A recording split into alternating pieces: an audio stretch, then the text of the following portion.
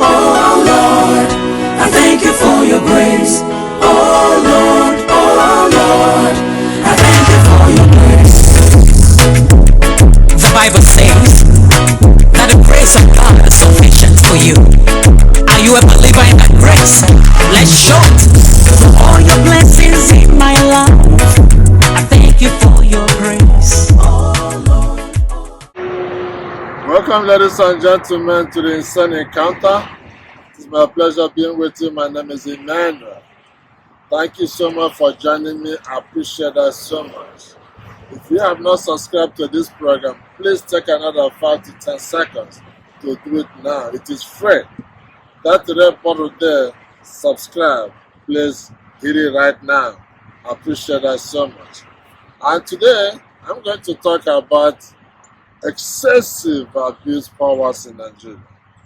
Excessive abuse powers because people do whatever thing they want to do without minding the consequences, without thinking that something could happen to them in future, without thinking about their families and their children. Because they are in the power, they abuse people anyhow, believing that that will continue forever. Nothing that is alive, nothing that is living, anything that has life. Look at behind me here. You see these grasses, they are dried up. There were certain times they were so green, so beautiful. But look at it, it's dried up. Look at all these trees here. Because a lot of time you see them with so much beautiful green leaves. But look at these trees here now. That is how life is. And that's how life is supposed to be. If you look at the videos that are coming after this program, after my talking, see the videos that are coming, where someone in Nigerian authority with his bulletproof car, was hitting and beating one of the Nigerian citizens like a beast. He was treating him like an animal. And I know along the line, if you check it properly, that man, I know he owns some cows. And another thing I want to talk about is cows. Most especially people in the eastern part of Nigeria and the Igbos in particular. You are the people that making these cows expensive. You are the people. When naming ceremony, funeral, naming programs, and you go back a lot of cows. I don't know why you patronize all these cows, and at the end, people treat you like that. Treat you like those cows you are buying. Nobody respects you. Nobody in the government thinks about you. They know that whatever happens, you will survive, you will make the money. But you struggle so hard to make this money, and at the end, you spend it where it's not supposed to be going. They treat you like you're a beast, like they don't value anything. That is not the way it's supposed to happen. And it has been like that for so long. And nobody's even paying any attention or making any corrections. So what is the value of all these things we are doing? What does it mean to us? What does it mean to our children? What does it mean to our future? What does it mean to the future of the country? It's so horrible, so horrible. Look at what happened at Onitsha. A reckless and a crazy person set the buildings on the fire. All the businesses people have there, people's lives, people's properties gone just like that. No compensation from anybody, not even from the government. Nobody does anything. It happened, and it's over. And is that how life is supposed to be? Where does this type of things happen in the world? Go to Ebonyi State. A crazy group of people came down there, killed as many people as they saw on the street, destroyed all the buildings over there, set them on fire, set the cars on fire, motorbikes on fire, and walked away, no arrest, nothing happened. And when are they used? I'm always calling at the youth because this is your time, this is your world right now, this is 21st century. All this things happen now should not happen anywhere in the world. It should not happen whatsoever. And when are the youth? What's going on? What's going on? Are you all so much afraid like that? You all want to die now before your fathers and your mothers? This is the time to shape your future. This is the time for work hard and make sure that you have a better tomorrow.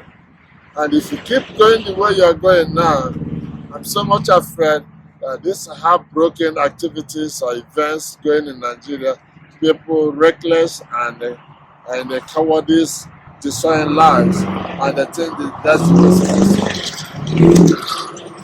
You guys are supposed to wake up.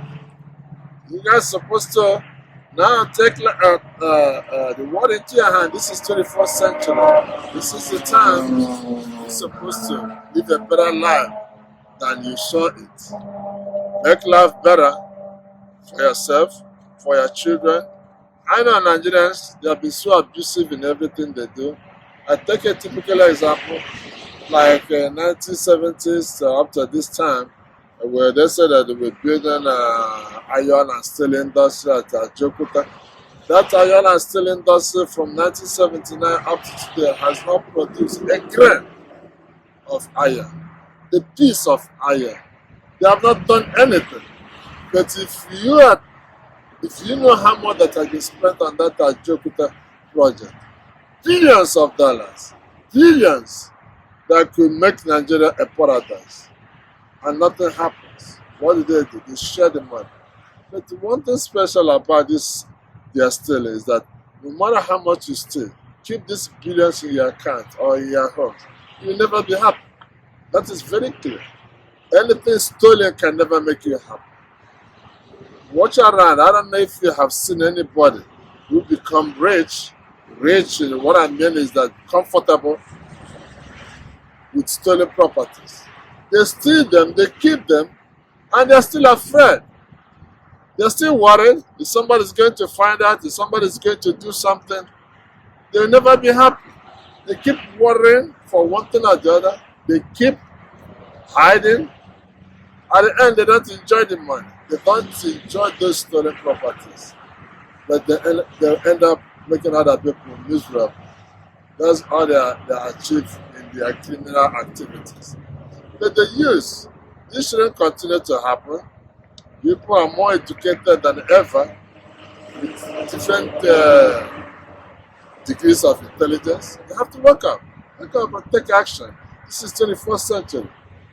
When I was at your age, most of you guys, we didn't know what was telephone, not to talk of cell phone. Very few people had televisions, but now all this is all over the place. You have world news in your hand in seconds. Now take advantage of it, make your life better, make the life of your children better, and make the world a better place to live. Thank you so much, and God bless you. Thank you so much for watching this program, and stay with me, stay tuned. We're coming up with more other beautiful events. God bless. Finally, from the look of things, you can see that the whole thing is ending up here. This building is almost down, and you can see that the whole of this place, probably people went out to do their business, and you can see what is going on. It's definitely rendering this 4-story building.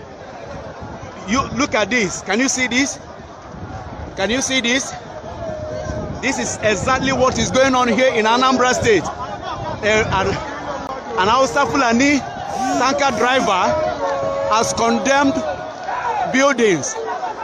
This is Tony reporting for BTV. And again killed at least 15 people in an attack on 4 villages in Ishelu local government area of Ebonyi State. The gunmen attacked the villages on Monday evening, shooting sporadically and killing the victims in different areas of the communities. They also set ablaze motorcycles belonging to the residents. Some of them who witnessed the attack give account of what happened. How will I know what caused it? There have not been a situation whereby we got into quagmire with them. We have been living peacefully. Suddenly, we wake up with this corpse as a gift. I'll be watching you. Every move you make, every step you take, I'll be watching you.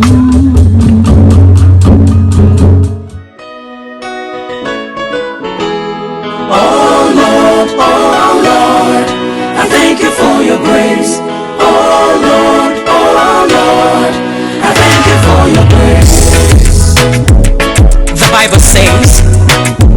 grace of God is sufficient for you. Are you a believer in that grace? Let's show it. For all your blessings in my life, I thank you for your grace.